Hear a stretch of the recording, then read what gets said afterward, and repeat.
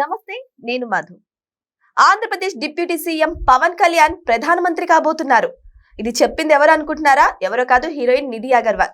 మరి ఏ సందర్భంలో చెప్పారు? నిజంగానే ప్రధానమంత్రి కాబోతున్నారా అనే విషయం గురించి రోజు మనం తెలుసుకుందాం. ప్రస్తుతం మనతో పాటు ఉన్నారు సీనియర్ జర్నలిస్ట్ సిఎస్ రావు గారు. వారిని అడిగి మరిన్ని విషయాలను తెలుసుకుందాం. నమస్కారం సార్.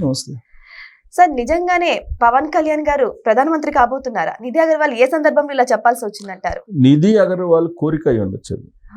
ఇప్పుడు ఆవిడ రీసెంట్గా ఒక పాడ్కాస్ట్ ఇంటర్వ్యూ ఇచ్చారు. ఆ ఇంటర్వ్యూలో పవన్ కళ్యాణ్ గారి గురించి, పవన్ కళ్యాణ్ గారి వ్యక్తిత్వం గురించి, ఆయన ధైర్యం గురించి, ఆయన పారదర్శకత గురించి, ఆయన ఓపెన్ హార్ట్ గురించి మాట్లాడారు. అంతవరకు ఇబ్బందిలే, అభ్యంతర పెట్టాల్సిన అవసరం కూడా. ఎందుకంటే ఆవిడ హీరోయిన్గా నటించారు ఆయనతోటి. హరిహర వీరమల్లు ఆ సినిమాలో నటించారు. సో హరిహర వీరమల్లో వాళ్ళిద్దరు కలిసి నటించారు కాబట్టి ఖచ్చితంగా పవన్ కళ్యాణ్ గారు ఏంటి, నిధి అగర్వాల్ ఏంటి పవన్ కళ్యాణ్ గారికి తెలుసు. పవన్ కళ్యాణ్ ఏంటి అనేది నిధి అగర్వాల్ గారికి అవగాహన ఉండి ఉండొచ్చు. దాంట్లో తప్పుపట్టాల్సిన అవసరం లేదు. అయితే ఆ పాడ్కాస్ట్ ఇంటర్వ్యూలో పవన్ కళ్యాణ్ గారికి ప్రధానమంత్రి అయ్యేటువంటి అవకాశం ఉంది, ప్రధానమంత్రి కాగలడు కూడా అని చెప్పేసి ఈవిడ తన అభిమానాన్ని చాటుకున్నారు. సరే, అది నిజమవుతుందా, సాకారం అవుతుందా అని అంటే మనం చెప్పలేము. ఎప్పుడైనా ఏదైనా కావచ్చు. ఎందుకంటే దేవగౌడ గారు ప్రధానమంత్రి అవుతారని ఎవరు అనుకోలేదు. తర్వాత విపి సింగ్ అనుకోలేదు, చంద్రశేఖర్ గారు అనుకోలేదు ప్రధానమంత్రి అవుతారని. కొన్ని సందర్భాల్లో కావచ్చు. కానీ ఇప్పుడున్నటువంటి పొజిషన్లో పవన్ కళ్యాణ్ గారిని ప్రధానమంత్రిగా అవుతారు, ప్రధానమంత్రి అయ్యే అవకాశం ఉందని చెప్పి నిధి అగర్వాల్ చెప్పారంటే, ఒక హీరోయిన్ చెప్పారంటే దాన్ని మనం అభిమానం కింద తీసుకోవాల్సింది తప్పితే దానికి సంబంధించిన క్యారెక్టరిస్టిక్స్ అంటే కావడానికి కొన్ని పొలిటికల్ బలమైనటువంటి అంశాలు ఎక్కడైనా ఉన్నాయంటే కనిపించట్లా. ఒక ఎన్డీఏలో ఆయన ఉన్నారు అనేది మాత్రమే కనిపిస్తుంది తప్పితే అంతకుమించి ప్రస్తుతానికైతే ఏం కనిపించట్లా. ఇప్పుడు ఆయన ముఖ్యమంత్రి కావడానికే రకరకాలుగా ఈక్వేషన్స్ ఉన్నాయి. పైగా ఆయనే చెప్తున్నారు, నేనేం అధికారం కోసం నేను పార్టీ పెట్టలేదు, ప్రశ్నించడానికి పెట్టాను, ఆంధ్రప్రదేశ్ ప్రజల కోసం పెట్టాను, ఆంధ్రప్రదేశ్ ప్రజల సేవ కోసం పెట్టాను, నేనేం అధికారం కోసం నేను పెట్టలేదు, నాకు అసలు సీఎం పదవి కూడా అవసరం లేదు, వద్దు అని చెప్పారు ఆయన 2024 ఎన్నికల ముందు. కేవలం రాష్ట్ర ప్రయోజనాలు మాత్రమే నాకు ముఖ్యము అని చెప్పారు. ఆయన పార్టీ పెట్టింది మూల సిద్ధాంతం ఏంటి? కులాల ప్రస్తావన లేని, మతాల ప్రస్తావన లేని, కులాలను కలిపేటువంటి సిద్ధాంతం ఆయనది. అది కులాలను కలిపే, మతాల ప్రస్తావన లేనటువంటి సిద్ధాంతం ఆయన పార్టీది.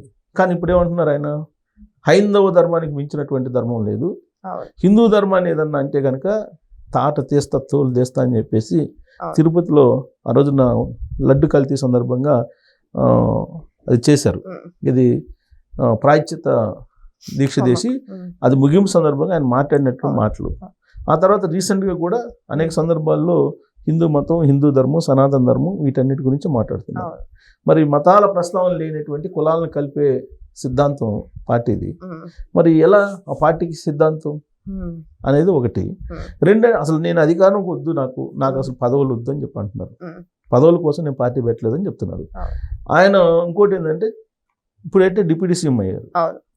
అంతకుముందు ఏంటి, పట్టుమని 10 రోజుల పాటు నేరుగా ప్రజల్లో ఉండలేరు అనేటువంటి అభిప్రాయం ఆయన మీద ఉంది. ఆ అభిప్రాయాన్ని బలంగా తీసుకెళ్ళింది వైఎస్ఆర్ కాంగ్రెస్ పార్టీ. సో అలాంటి ఆయన ఇవాళ రివ్యూ మీటింగుల్లో కూడా, ఇప్పుడు ఆయనకు పంచాయతీరాజ్, రూరల్ డెవలప్మెంట్ అండ్ అటవీ శాఖ డిపార్ట్మెంట్స్ ఉన్నాయి. ఈ డిపార్ట్మెంట్స్ను కోఆర్డినేట్ చేసుకోవడానికి కూడా ఫైల్స్ అన్నీ కూడా పెండింగ్లో ఉన్నాయని చెప్పేసి ఆ డిపార్ట్మెంట్ గురించి సచివాలయంలో జరుగుతున్నటువంటి చర్చ. ఇప్పుడు ఆ డిపార్ట్మెంట్లకి ఫైల్ వెళ్ళిందంటే మళ్ళీ ఎప్పుడు తిరిగి వస్తుందో తెలియనటువంటి సిచ్యువేషన్ ఉందని చెప్పి చెప్తూ ఉంటారు. అంటే రివ్యూ మీటింగ్లు పెట్టి ఎప్పటికప్పుడు క్లియర్ చేస్తే కనుక ఇలాంటి పరిస్థితి రాదు. అయితే కాకపోతే రాబోయే రోజుల్లో మారకూడదు అని చెప్పి అంటానికి లేదు, మారచ్చు ఆయన. అంటే ప్రైమరీగా రాజకీయాలు ఎలా ఉంటాయి, పరిపాలనలో ఉన్నప్పుడు ఎలా ఉంటుంది, పరిపాలనలో లేనప్పుడు, ప్రతిపక్షంలో ఉన్నప్పుడు ఎలా ఉంటుంది అనేది ఆయనకు అనుభవం లేదు పూర్తి స్థాయిలో. ఇప్పుడిప్పుడే అధికారంలో ఉన్నప్పుడు ఎలాంటి బాధ్యతలు ఉంటాయి, ప్రతిపక్షంలో ఉన్నప్పుడు ఎలా అయినా ఉండొచ్చు, అధికారంలో ఉన్నప్పుడు అలా ఉండడానికి లేదు అనేది అర్థమవుతుంది ఆయన. ఇప్పుడిప్పుడే అర్థమవుతుంది. అందుకే ఆయన ఏమన్నారంటే, డిపార్ట్మెంట్ అన్నిటి మీద కమాండ్ ఉన్నటువంటి లీడరు లోకేష్ గారు అని చెప్పి అన్నారు.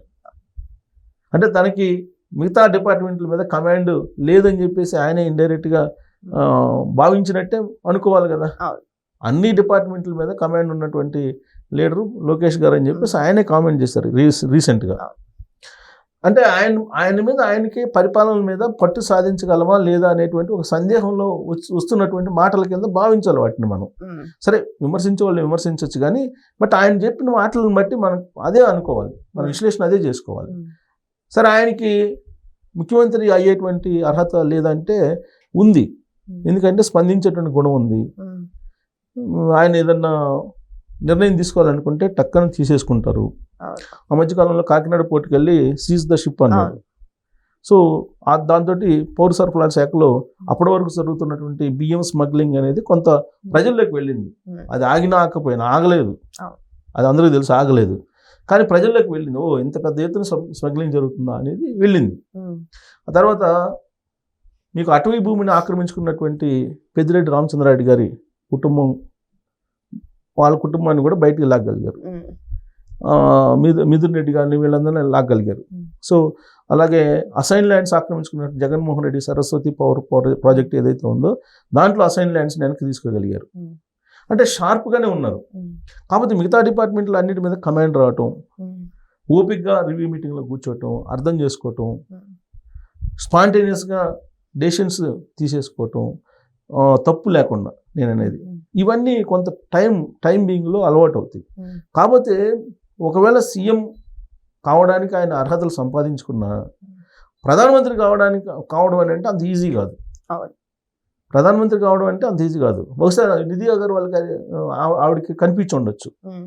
ఇది దగ్గరగా ఇప్పుడు మనకన్నా దగ్గరగా చూసుంటారు కాబట్టి ప్రధానమంత్రి కాగల కెపాసిటీ పవన్ కళ్యాణ్ గారికి ఉందని చెప్పి ఆవిడ నిర్ధారించుకొని ఉండొచ్చు. హరిహర వీరమల్లు సినిమా షూటింగ్ టైంలో నిధి అగర్వాల్ గారిని కూడా ఆయన కాన్వాయ్లు ఎక్కించుకొని, అంటే గవర్నమెంట్ కి సంబంధించిన కాన్వాయ్లు ఎక్కించుకొని వెళ్ళారని అప్పట్లో వైసీపీ వాళ్ళు కూడా తెగ ప్రచారం చేశారు సార్. సో వాళ్ళిద్దరి మధ్య ఆ మాత్రం సన్నిహిత్యం ఉంటుంది. కానీ ఇక్కడ ఏంటంటే ఆమె ఫ్యాన్ కొద్దీ చెప్పారు ప్రధానమంత్రి అయ్యే లక్షణాలు ఉన్నాయి ఆయనకి ప్రధానమంత్రి అని. నిజంగా చూసుకుంటే జనసేనలో కూడా చాలా మంది అంటున్నారు ఈయనకి ముఖ్యమంత్రి అయ్యే అర్హత ఉంది అని చెప్పేసి అంటున్నారు. కానీ పవన్ కళ్యాణ్ ఏమంటున్నారు, ఇక్కడ మరొక 15 ఏళ్ళు బాబు గారే సీఎం అని చెప్పేసి అంటున్నారు. సో అంటే 15 ఏళ్ల లోపల ఏమన్నా పావులు కదిపే అవకాశాలు ఉన్నాయంటారా, లేకపోతే నిజంగానే ఆ మాట అన్నారంటారా? నాకు తెలిసినంత వరకు నేను అనుకోవటం అంటే అసలు ప్రధానమంత్రి పదవి వైపు అటు ఆలోచించడం కూడా ఆలోచించరేమో, ఊహల్లో కూడా నేను అనుకోవటం. ఏదైనా ముఖ్యమంత్రి పదవి గురించి ఏమైనా ఆలోచిస్తారేమో కానీ బట్ 15 సంవత్సరాల పాటు చంద్రబాబు గారే సీఎంగా ఉండాలి, కూటమి అధికారంలో ఉండాలని చెప్పి ఆయన కోరుకుంటున్నారు. అప్పుడే రాష్ట్ర ప్రయోజనాలు నెరవేరుతాయని చెప్పి ఆయన అంటున్నారు. కాబట్టి ఆయన ముఖ్యమంత్రి పదవి మీద కూడా ఆశలు లేవు. ఆ ముఖ్యమంత్రి పదవి కూడా కావాలని ఆయన కోరుకోవట్లేదు. కాబట్టి ప్రధానమంత్రి పదవి వైపు ఎందుకు చూస్తారు? ఒకవేళ నిధి అగర్వాల్ ఆవిడ హరిహర వీరమల్లులో నటించిన తర్వాత ఆయన దగ్గర నుంచి చూసిన తర్వాత ఆ క్వాలిటీస్ ఆవిడకి కనిపించి ఉండొచ్చు, కానీ పబ్లిక్కి కనిపించాలి కదా. అది అట్ ద సేమ్ టైం రాజకీయపరమైనటువంటి అంశాలు కలిసి రావాలి కదా. ప్రధానమంత్రి కావాలంటే అంత ఈజీగా అయ్యేటువంటి పరిస్థితి ఉండదు కదా. కాబట్టి ఆవిడ కోరిక అయి ఉండొచ్చు. అది ఆవిడ ప్రధానమంత్రిగా పవన్ కళ్యాణ్ గారిని చూడాలని చెప్పి ఆవిడ కోరుకుంటూ ఉండొచ్చు. ఆ విధంగా పాడ్కాస్ట్ ఇంటర్వ్యూలో ఆవిడ చెప్పి ఉండొచ్చు. కానీ పవన్ కళ్యాణ్ గారు బహుశా నరేంద్ర మోడీ గారు 2047 విజన్ ఉంది, ఆ విజన్ తీసుకు నరేంద్ర మోడీ గారు వెళ్తున్నారు. బలమైనటువంటి లీడరు నరేంద్ర మోడీ గారి ఆధ్వర్యంలో పనిచేయడానికి మేము సిద్ధంగా ఉన్నాం, చంద్రబాబు గారి నాయకత్వంలో పనిచేయడానికి మేము సిద్ధంగా ఉన్నాం అని చెప్పి పదే చెప్తూ ఉన్నారు పవన్ కళ్యాణ్ గారు. సో కాబట్టి ఆ ప్రధానమంత్రి పవన్ కళ్యాణ్ గారు అనేది కొత్తగా ఈవిడ రాజకీయాల్లో ఒక చర్చకి తీసుకొచ్చారు.